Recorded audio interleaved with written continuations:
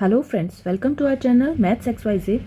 और राजस्थान ज्योग्राफी की सीरीज़ में आज हम देख रहे हैं राजस्थान की संभागीय व्यवस्था।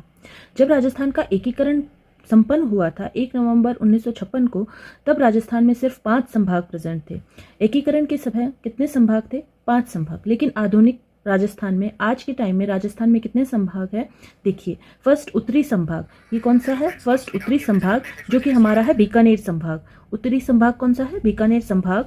दूसरा है ये दूसरा जोधपुर संभाग, जो कि हमारा सबसे बड़ा संभाग है। तीसरा दक्षिणतम संभाग अगर हम देखें तो हमारा हो गया उदयपुर संभाग। और चौथा अगर देखेंगे तो कोटा संभाग, जो कि हमारा दक्षिण पूर्व में आ गया। सबसे छोटा संभाग हो गया हमारा पांचवा संभाग, जो कि भरतपुर है। और उसके बाद जयपुर संभाग, जो कि हमारा उत्तरी पूर्वी संभाग हो गया। और अजमेर संभाग, जो कि क्या है? मध्य में है, मध्यवर्ती संभाग है, 7वां संभाग हो गया। इस तरह से आज के टाइम में हमारे राजस्थान में कितने टोटल संभाग है? राजस्थान में अभी 7 संभाग है। लेकिन अभी हमारे राजस्थान में बहुत सारी कमेटियां बनी हैं, कुछ कमेटियां बनी हैं जो कि हमारे राजस्थान में अभी 10 संभाग होने की सिफारिश कर रही हैं।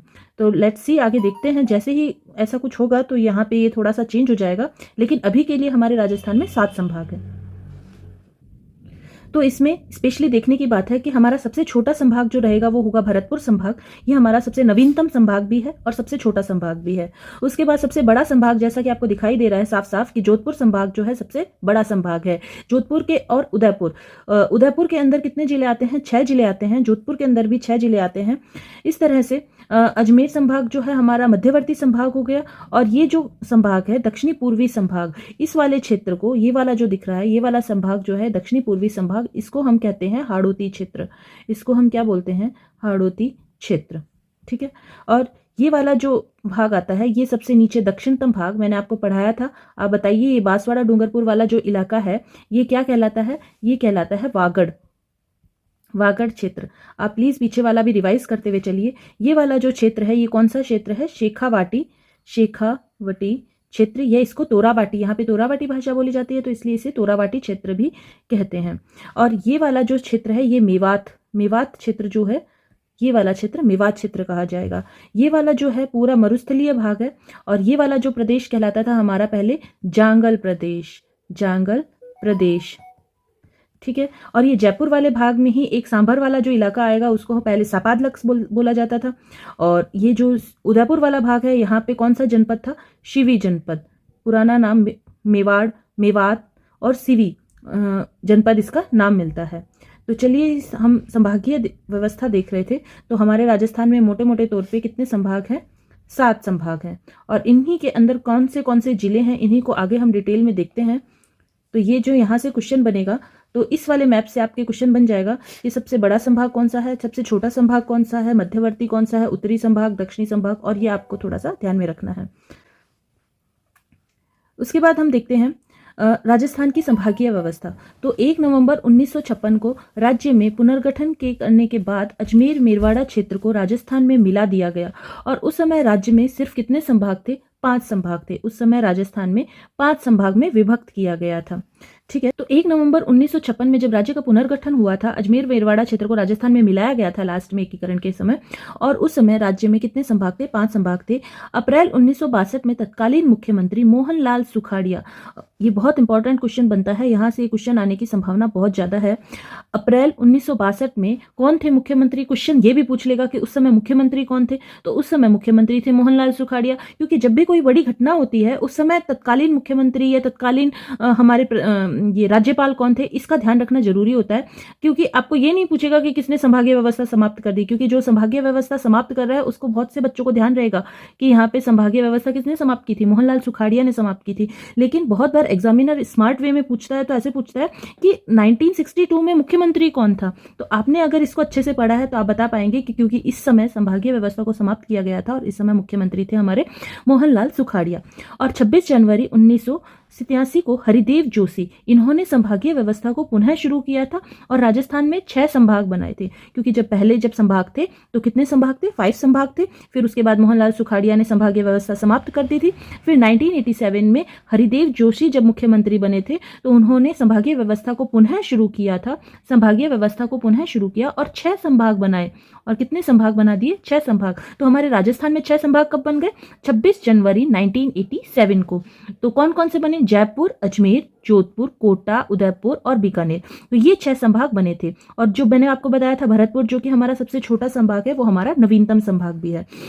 अजमेर का नया संभाग बनाया गया इस समय, जब ये हरिदेव जोशी ने जब ये संभागीय व्यवस्था प्रारंभ की थी, तो अजमेर नया संभाग बनाया था। ठीक है, इससे पहले जब 5 संभागीय व्यवस्था चल रही थी उस समय अजमेर संभाग नहीं था, अजमेर नया संभाग बनाया गया था। और ये कहाँ से अलग किया गया था, जयपुर से अलग किया गया था। 4 जून 2005 को हमारी तत्कालीन मुख्यमंत्री कौन थी, वसुंधरा राजे सिंधिया। इन्होंने भरतपुर को 7वां संभाग बनाया और नवगठित भरतपुर संभाग में 2 जिले भरतपुर और धौलपुर जयपुर संभाग से अलग करके, और 2 जिले करौली और सवाई माधोपुर कोटा संभाग से अलग कर लिए गए। इज इट क्लियर बच्चों? देखो, सबसे पहले हम देखेंगे कि 1 नवंबर 1956 को क्या किया, सबसे हमारा एकीकरण पूरा हुआ था। अजमेर मेरवाड़ा को जो है इस दिन हमारे राजस्थान में शामिल किया गया था। और संभाग कितने थे इस टाइम, संभाग थे 5। उसके बाद 1962 में मोहनलाल सुखाड़िया ने क्या किया, उनको सुख की सांस नहीं आ रही थी, उन्होंने क्या किया, इस टाइम संभागीय व्यवस्था खत्म कर दी। फिर उसके बाद हरिदेव जोशी आए। तो हरिदेव जोशी अब देवता आदमी है ना, तो कुछ अच्छा करेंगे, तो हरिदेव जोशी ने फिर से संभागीय व्यवस्था प्रारंभ कर दी और 6 संभाग बनाए। इस बार 6 संभाग बनाए। तो कौन सा नया संभाग बना था, अजमेर संभाग नया बना था और जयपुर से अलग करके बना था।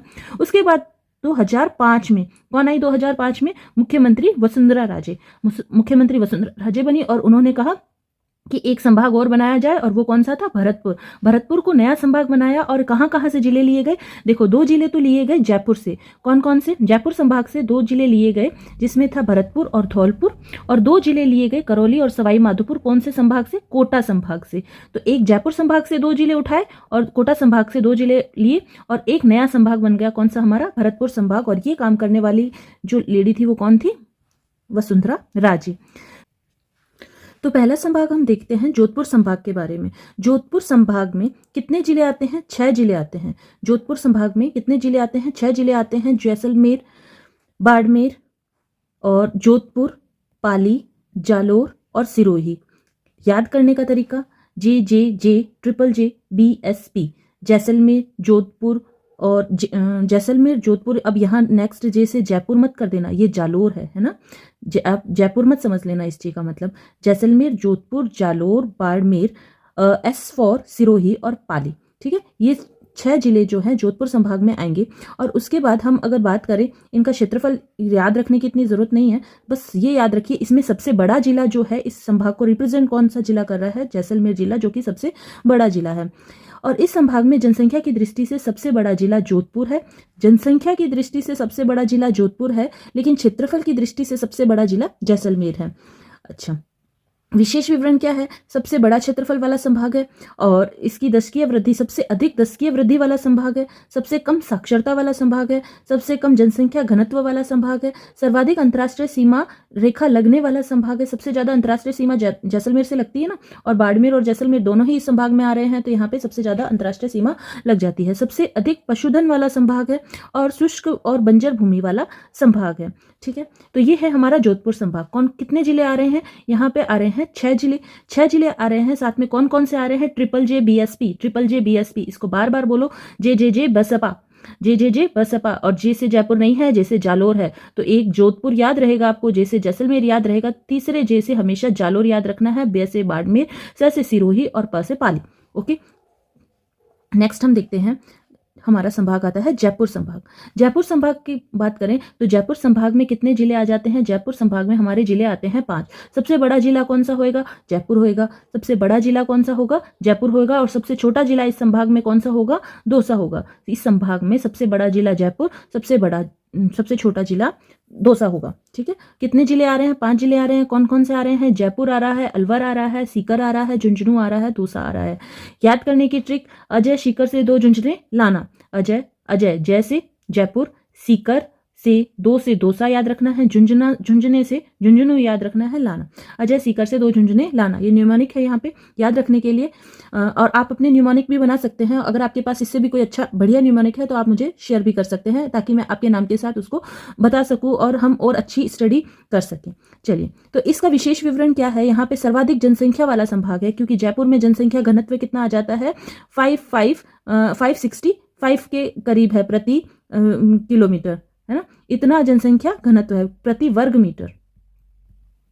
ठीक है, तो ये जो सबसे अधिक जनसंख्या घनत्व वाला संभाग है अनुसूचित जाति जनसंख्या वाला संभाग है। सबसे ज्यादा अनुसूचित जाति और अनुसूचित जनजाति में कंफ्यूजन नहीं करना है। ये सबसे अधिक अनुसूचित जाति यानी एससी वाला संभाग है। सर्वाधिक साक्षरता वाला संभाग है। इस संभाग की जनसंख्या की दृष्टि से जिला जयपुर सबसे छोटा जिला दौसा है। सबसे बड़ा जिला जयपुर है और सबसे छोटा जिला दौसा है। एकमात्र संभाग जिसमें 5 जिले हैं और सर्वाधिक जनसंख्या वाला संभाग है। ये तो पढ़ ही चुके हैं। नेक्स्ट संभाग की अगर हम बात करेंगे तो नेक्स्ट संभाग है बीकानेर। बीकानेर में कितने जिले आएंगे? 4 जिले आएंगे। बीकानेर में सबसे बड़ा जिला, इसमें चारों में से सबसे बड़ा जिला आ जाएगा बीकानेर। और सबसे छोटा जिला कौन सा आएगा? सबसे छोटा जिला आ जाएगा हनुमानगढ़। सबसे छोटे जिला कौन सा आएगा? हनुमानगढ़। सबसे बड़ा जिला बीकानेर और सबसे छोटा जिला आएगा हनुमानगढ़। बीकानेर में क्या हो जाएगा? कौन कौन से जिले हैं? बीकानेर, चूरू, गंगानगर और हनुमानगढ़। सबसे छोटा जिला हनुमानगढ़, सबसे बड़ा जिला बीकानेर। याद रखने के लिए न्यूमोनिक क्या रहेगा? बिग चूहा। बी से बीकानेर, ग से गंगानगर, चू से चूरू, हा से हनुमानगढ़, बिग चूहा। ओके, नेक्स्ट इसका विवरण क्या है? यहाँ सर्वाधिक अनुसूचित जाति एसटी होती है। सर्वाधिक अनुसूचित जाति जनसंख्या प्रतिशत वाला संभाग है बीकानेर। अच्छा, ये न्यूनतम एसटी जनसंख्या प्रतिशत वाला संभाग है। न्यूनतम एसटी जनसंख्या प्रतिशत यहाँ पे न्यूनतम है, लेकिन एससी जनसंख्या प्रतिशत क्या है? यहाँ पे सर्वाधिक है। इस संभाग में बीकानेर की जनसंख्या की दृष्टि से सबसे बड़ा जिला है और हनुमानगढ़ यहाँ का सबसे छोटा जिला है। न्यूनतम अंतर्राष्ट्रीय सीमा रेखा इसी संभाग में लगती है, क्योंकि यहाँ पे कौन कौन से जिले हैं जो अंतर्राष्ट्रीय सीमा रेखा लगा रहे हैं? ये बीकानेर पाकिस्तान के साथ यहाँ से सीमा रेखा लगा रहा है, और ये गंगानगर हिंदूमल कोट तक, गंगानगर यहाँ हिंदूमल कोट तक पाकिस्तान से सीमा रेखा बना रहा है। तो ये न्यूनतम अंतर्राष्ट्रीय सीमा रखने वाला संभाग है। अधिकतम अंतर्राष्ट्रीय सीमा रखने वाला संभाग कौन सा संभाग था? जोधपुर संभाग था, जिसमें जैसलमेर और बाड़मेर आ रहे थे। नेक्स्ट हम देखते हैं अजमेर संभाग। अजमेर संभाग में भी 4 जिले आते हैं। अजमेर और बीकानेर दोनों में ही 4-4 जिले आ रहे हैं। अजमेर संभाग में कौन से हैं? नागौर। नागौर के लिए कंफ्यूज मत होना, बहुत सारे लोग इसको कभी जोधपुर में और कभी बीकानेर में समझ लेते हैं। सो ये नागौर जो है अजमेर संभाग का सबसे बड़ा जिला है। नागौर अजमेर में भीलवाड़ा, अजमेर और टोंक, तो सबसे बड़ा जिला यहाँ पे नागौर है। अजमेर संभाग में सबसे बड़ा जिला नागौर है, अजमेर नहीं है। अजमेर संभाग में सबसे बड़ा जिला नागौर है, अजमेर नहीं है। अजमेर संभाग में सबसे बड़ा जिला नागौर, सबसे छोटा जिला टोंक। तो अभी ना टोको, इसका न्यूमोनिक हो जाएगा अभी ना टोको। अभी से अ से आप बोलेंगे अजमेर, भी से बोलेंगे भीलवाड़ा, ना से नागौर, टोको से टोंक। ठीक है, ये न्यूमोनिक आपको याद रखना होगा। अभी ना टोको, अजमेर संभाग के 4 जिले अभी ना टोको, अ से अजमेर, भी से भीलवाड़ा, ना से नागौर, टोको से टोंक हो जाएगा। विशेष विवरण केंद्रीय संभाग है, क्योंकि ये क्या है? मध्यवर्ती संभाग है। हमने अभी मैप में देखा था, मध्यवर्ती संभाग है, केंद्रीय संभाग है। इसकी सीमा अन्य सभी संभागों को स्पर्श करती है, क्योंकि ये बीच में है तो सारे संभागों को इसकी जो सीमा रेखा है वो स्पर्श करती है। इसका जो आकार है वो जम्मू कश्मीर के समान है। ये क्वेश्चन एक बार किसी एग्जाम में पूछा जा चुका है, तो ये बहुत इंपॉर्टेंट है। संभाग के आकारों को आप ध्यान से देख लीजिए। तो इसका आकार देखो, आपको दिख भी रहा है। इसका आकार जो है कैसा है? जम्मू कश्मीर के समान है। इस तरह से हमारे भारत का ऊपर का टॉप लगता है ना, तो इसका आकार जम्मू कश्मीर के समान है। नागौर जिला जनसंख्या एवं क्षेत्रफल की दृष्टि से सबसे बड़ा जिला है। टोंक दोनों ही दृष्टि से सबसे छोटा जिला है। तो इस संभाग में सबसे अधिक जनसंख्या और क्षेत्रफल नागौर में है, सबसे कम जनसंख्या और क्षेत्रफल टोंक जिले में है। उसके बाद बात आती है उदयपुर संभाग की। बहुत ही इंपॉर्टेंट संभाग है ये। उदय प्रताप रांची में डूबा। 6 जिले आते हैं। कितने जिले आते हैं? 6 जिले आते हैं। उदय प्रताप रांची में डूबा, इसका न्यूमोनिक है उदयपुर, चित्तौड़गढ़, बांसवाड़ा, राजसमंद, प्रतापगढ़ और डूंगरपुर। सबसे बड़ा जिला इसका उदयपुर होगा, सबसे छोटा जिला इसका डूंगरपुर होगा। अच्छा, सबसे बड़ा जिला उदयपुर, ये रहा हमारा उदयपुर। सबसे छोटा जिला डूंगरपुर होगा। वागड़ क्षेत्र, दोनों डूंगरपुर और बांसवाड़ा वागड़ क्षेत्र कहलाते हैं। तो सबसे छोटा जिला कौन सा होगा? डूंगरपुर। और सबसे बड़ा जिला होगा उदयपुर। तो सर्वाधिक अनुसूचित जनजाति, अब यहाँ पे क्या है? जनजाति। यहाँ पे एसटी परसेंटेज सबसे ज्यादा है, लेकिन एससी यहाँ पे सबसे कम है। यहाँ पे एससी नहीं मिलेगा। एससी कहाँ मिलेगा? बीकानेर और जयपुर संभाग में मिलेंगे, लेकिन एसटी जो होंगे वो कहाँ मिलेंगे? उदयपुर में मिलेंगे। तो उदय प्रताप रांची में डूबा, 6 जिले हैं, कैसे याद रखेंगे? उदय से उदयपुर, प्रताप से प्रतापगढ़, रांची, राजसमंद और चित्तौड़गढ़। ठीक है, में डू से डूंगरपुर, ब से बांसवाड़ा। 6 के 6 जिले आ गए हैं। सर्वाधिक अनुसूचित जनजाति वाला जिला है, सर्वाधिक लिंगानुपात वाला संभाग है। उदयपुर जनसंख्या की दृष्टि से सबसे बड़ा जिला प्रतापगढ़ और सबसे छोटा उदयपुर जनसंख्या की दृष्टि से सबसे बड़ा जिला है और प्रतापगढ़ सबसे छोटा जिला है। यानी जनसंख्या की अगर बात की जाए तो उदयपुर की जनसंख्या सर्वाधिक है और प्रतापगढ़ की जनसंख्या क्या है, सबसे कम है। सर्वाधिक अंतर्राष्ट्रीय सीमा अंतर्राज्यीय सीमा लगने वाला संभाग है, सर्वाधिक अंतर्राज्यीय सीमा लगाने वाला संभाग है, सर्वाधिक खनिज संपदा वाला संभाग है। और सर्वाधिक अंतर्राज्यीय सीमा लगाने वाला संभाग है, ये तो हो चुका है, सर्वाधिक अंतर्राज्यीय सीमा लगाने वाला संभाग और सर्वाधिक खनिज संपदा, क्योंकि अब यहाँ से क्या जा रही है, हमारी अरावली रेंज जा रही है। अरावली रेंज के कारण आसपास जितने भी इलाके हैं वहाँ खनिज संपदा तो बहुत बहुतायत में मिलेगी, इसलिए उदयपुर संभाग में खनिज संपदा भरपूर है।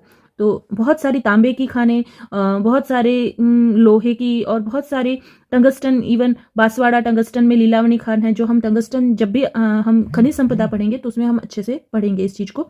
तो उदयपुर संभाग में सबसे अधिक खनिज संपदा और सर्वाधिक अंतर्राज्यीय सीमा से लगने वाला संभाग है, क्योंकि इधर ये कहाँ कहाँ से लग सकता है, ये यूपी से भी लग रहा है, ये गुजरात से भी लग रहा है, और ये यूपी से नहीं लगेगा, ये मध्य प्रदेश और गुजरात दोनों से लग रहा है। तो इसकी सीमा जो है सर्वाधिक अंतर्राज्यीय सीमा लगती है। कोटा संभाग की अगर बात करें तो कोटा संभाग है बाबू को झाला दे, बाबू को झाला दे, ये न्यूमोनिक है। ठीक है बच्चों, ये न्यूमोनिक है।